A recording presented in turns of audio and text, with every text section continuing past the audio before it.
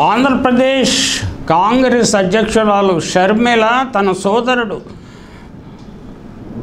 జగన్ ప్రభుత్వాన్ని అవకాశం వచ్చినప్పుడల్లా తీవ్రంగా విమర్శిస్తున్నారు. అయితే ఆ విమర్శల సదుద్దేశంతో రాష్ట్ర ప్రయోజనాన్ని ఆశించి విమర్శిస్తున్నారా, వ్యక్తిగతంగా విమర్శిస్తున్నారా, ప్రతి మాటను విమర్శిస్తున్నారా, కువిమర్శలు చేస్తున్నారా అని తెలుసుకోవాల్సిన విషయం అవసరం ప్రజలకు, ఆంధ్రప్రదేశ్ ప్రజలకు ఉన్నది. నిజానికి ప్రభుత్వ విధానపరమైన నిర్ణయాలను కానీ ఇతర అంశాలను కానీ విమర్శించే హక్కు అందరికీ ఉన్నట్టే షర్మిలకు కూడా ఉన్నది. షర్మిల కాకపోతే పవన్ కళ్యాణ్ మాదిరిగానే, చంద్రబాబు మాదిరిగానే వ్యక్తిగత కక్షతోటి విమర్శిస్తున్నట్లు ప్రజలు భావిస్తున్నారు.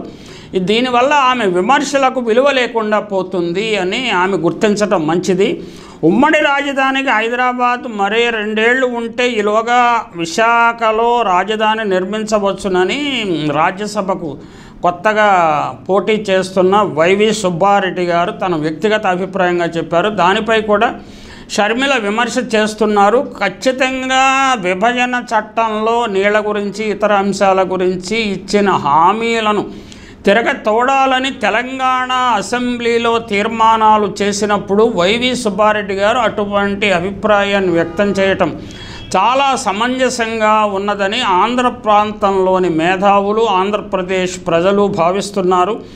ఆ విషయాన్ని గుర్తించకుండా షర్మిల ఎగిరెగిరి పట్టడం ఏమాత్రం సమంజసంగా లేదు. విభజన హామీలైన ప్రత్యేక హోదా వద్దన్నది చంద్రబాబు, కావాలని అడుగుతున్నది జగన్మోహన్ రెడ్డి. ఈ విషయాన్ని ఈటీవీ కూడా అనేక మార్లు ప్రచారం చేసింది. కావాలంటే ఆమె క్లిప్పింగ్స్ను చూసుకోవచ్చు. పోలవరాన్ని 2018 కల్లా పూర్తి చేసి నీళ్ళు ఇస్తామన్నాడు చంద్రబాబు. మీ సాక్షిలో రాసుకో అని అప్పుడు ఇరిగేషన్ శాఖ మంత్రిగా ఉన్న ఉమా అనేక మార్లు అసెంబ్లీలో చెప్పాడు. అది ఆమె ఏమైందో మనకు తెలుసు. బాబు తప్పిదాల వలన పోలవరం డయాఫ్రమ్ వాల్ దెబ్బతిన్నది. పీపీఏ కేంద్ర ప్రభుత్వం అధీనంలోని పోలవరం ప్రాజెక్ట్ అథారిటీ కూడా under watch and ward of PPA ఈ లోపం జరిగింది. సెంట్రల్ ఏజెన్సీస్ దీనిని నివారించలేకపోయాయి. దీన్ని ఏ విధంగా ఎవరిని విమర్శించాలి? కేంద్రంలోని బీజేపీ ప్రభుత్వాన్ని, ఆంధ్రప్రదేశ్లో చంద్రబాబు ప్రభుత్వాన్ని విమర్శించాలి. డయాఫ్రమ్ వాళ్ళ దెబ్బతింటి లోపభూయిష్టంగా కట్టేస్తే ప్రాజెక్టును ముందుకు జరిపేస్తే భవిష్యత్తులో ఏమవుతుంది? మేడిగడ్డలో పిల్లర్స్ కూలిపోయినట్లుగా ప్రాజెక్టుకు పగుళ్ళు వచ్చినట్టుగానే అక్కడ కూడా వస్తాయి కదా. భారీ ప్రాజెక్టుల నిర్మాణంలో తీసుకోవాల్సిన కనీస జాగ్రత్తలు తీసుకొని చంద్రబాబు నాయుడును గుడ్డలు విప్పి ప్రజల ముందు నిలబెట్టకుండా ప్రస్తుత ప్రభుత్వాన్ని విమర్శించడం షర్మిల కువిమర్శలు చేస్తున్నదన్న అభిప్రాయము ప్రజల్లో ఏర్పడుతుంది. అది ఆమె భవిష్యత్తుకు అంత మంచిది కాదు. సోమవారం పోలవరం అని చంద్రబాబు కమిషన్ను దండుకున్నాడని పోలవరం సాంబశివరావు కొడుకు పోలవరం ప్రాజెక్ట్ ట్రాన్స్ట్రాయ్ కాంట్రాక్ట్ దక్కించుకున్న రాయపాటి సాంబశివరావు కుమారుడు కాంట్రాక్టర్ రాయపాటి రంగారావు స్వయంగా చెప్పిన వీడియోలు కూడా హల్చల్ చేస్తున్నాయి కదా. పోలవరాన్ని బాబు ఏటీఎంలాగా వాడుకున్నాడని సాక్షాత్తు ప్రధాని మోడీ చెప్పి ఉన్నారు. జగన్ అధికారంలో చేపట్టాక 2 ఏళ్లు కరోనా కారణమైతే దానికి తోడుగా బాబు అనాలోచిత నిర్ణయాలు, తొందరపాటు లేకపోతే నాణ్యతా ప్రమాణాలను పాటించాలని అధికారుల మీద ఒత్తిడి చేయకుండా తొందరగా పూర్తి చేయాలి, 2018లోగా పూర్తి చేయాలి, నీళ్ళు ఇవ్వాలి, 2019 ఎన్నికల్లో గెలవాలి అన్న తాపత్రయమే ఆంధ్రప్రదేశ్ ప్రజలను బాగా దెబ్బతీసిందన్న విషయాన్ని షర్మిల గుర్తించకపోవటం ఆంధ్రప్రదేశ్ ప్రజల దురదృష్టం. మీరు వ్యక్తిగత కారణాలు, రాజకీయ కారణాలతో మెగా ప్రాజెక్టు పోలవరం జీవనాడి, ఆంధ్రప్రదేశ్ ప్రజలకు జీవనాడి ప్రాజెక్టుతో రాజకీయాలు చేయవద్దని ప్రజలు చేతులెత్తి షర్మిలకు నమస్కారం చేస్తున్నారు, చంద్రబాబుకు నమస్కారం చేస్తున్నారు, కేంద్ర ప్రభుత్వానికి నమస్కారం చేస్తున్నారు. ఈ లోపాలకన్నిటికీ జగన్మోహన్ రెడ్డి కారణమని చెప్పటానికి లేకపోతే ఆయన మీద నింద వేయటంలో మీ అందరికీ స్వార్థ ప్రయోజనాలు ఉన్నాయని ప్రజలు గుర్తించారు. ఏటీఎం చంద్రబాబుతో పరిమితమైందా లేకపోతే వేరే స్థాయిలో కూడా లంచాల మోత మోగిందా అని ప్రజలు చర్చించుకుంటున్నారు. ఇది కేంద్రంలో అధికారంలో ఉన్న బీజేపీకి కానీ, చంద్రబాబు నాయుడు రాష్ట్రంలో అధికారంలోకి రావాలని కోరుకుంటున్న చంద్రబాబు నాయుడుకి కానీ, పవన్ కళ్యాణ్కి కానీ, షర్మిలకు కానీ అంత శ్రేయస్కరం కాదు అనే విషయాన్ని చాలా స్పష్టంగా చెప్పదలుచుకున్నాను. బాబు తన 5 ఏళ్ల పాలనలో ఒక్క ఇరిగేషన్ ప్రాజెక్టును కూడా పూర్తి చేయలేదు. పోలవరం ప్రాజెక్టును పూర్తి చేయాలని జగన్మోహన్ రెడ్డి తాపత్రయపడుతుంటే డయాఫ్రమ్ వాల్ను బాగు చేయాల్సిన దుస్థితి వచ్చింది. దానికోసం 2,000 కోట్ల రూపాయల పైగా ఖర్చు అవుతుంది. ఇది ఎలా చేయాలనో టెక్నాలజీ కూడా కొత్తది కాబట్టి అంతర్జాతీయ నిపుణులను తీసుకురావాలని, అంతర్జాతీయ నిపుణులతోటి పరీక్షించాలని జగన్మోహన్ రెడ్డి కేంద్ర ప్రభుత్వానికి అనేక మార్లు లేఖల మీద లేఖలు రాస్తున్నాడు. కేంద్ర ప్రభుత్వం కూడా సరిగా స్పందించడం లేదు. ఎందుకు స్పందించడం లేదు అనే అంశం మీద కూడా ప్రజలు చర్చించుకుంటున్నారు. ఏంటంటే ఈ లోపాలు ఏ స్థాయిలో జరిగాయి అనే విషయాన్ని అంతర్జాతీయ నిపుణులు బట్టబయలు చేస్తే తమ బండారం ఎక్కడ బయటపడుతుందని కేంద్ర స్థాయి నాయకులు భయపడుతున్నారా అన్న ప్రశ్న కూడా ప్రజలు వేసుకుంటున్నారు. జగన్ సీఎం అయ్యాక నెల్లూరు సంగం బ్యారేజీ పూర్తయింది. ఇప్పుడు వెలుగొండ పూర్తయింది. వచ్చే నెలలో ప్రారంభానికి సిద్ధంగా ఉంది. పులిచింతల గండికోట ప్రాజెక్టులను స్థిరీకరించిన విషయము షర్మిలకు తెలిసే వాళ్ళ నాన్నగారు పులిచింతలు ప్రారంభిస్తే తర్వాత పూర్తి స్థాయిలో దానిలో నీటి నింపే పరిస్థితి జగన్మోహన్ రెడ్డి అధికారంలోకి వచ్చిందని కూడా షర్మిల గుర్తించాల్సి ఉంది. జగన్ రాయలసీమ లిఫ్ట్ ఇరిగేషన్ ద్వారా శ్రీశైలం పోతిరెడ్డిపాడు ద్వారా రోజు 12 టీఎంసీల నీటిని తీసుకుపోతున్నాడని నిండు అసెంబ్లీలో తెలంగాణ సీఎం రేవంత్ రెడ్డి చెప్పకనే చెప్పాడు. అంటే జగన్మోహన్ రెడ్డి ఆంధ్రప్రదేశ్ ప్రయోజనాలను కాపాడటానికి అనేక వ్యక్తిగతంగా చొరవ తీసుకుంటున్నారని, ప్రభుత్వ పరంగా చొరవ తీసుకుంటున్నారని షర్మిలకు అర్థమైతే బాగుంటుంది. ఇంకా ఇరిగేషన్కు జగన్ ఏమీ చేయలేదని షర్మిల చిలక పలుకులు పలికితే ప్రజలు నవ్వుకుంటారు.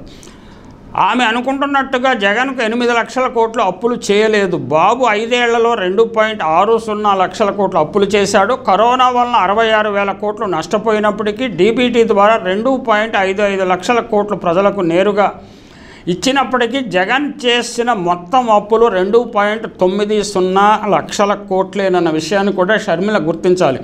అంటే కనులుండి చూడలేని జనం కొంతమంది ఏంటంటే కావాలని విమర్శలు చేస్తుంటారు. వారిని మనం అంటే అజ్ఞానాన్ని నటిస్తున్న వారికి లేకపోతే అజ్ఞానులను మనం రక్షించలేము. ఈ జనవరి 1 నుంచి ఏపీ మొత్తం అప్పులు 7 లక్షల కోట్లే.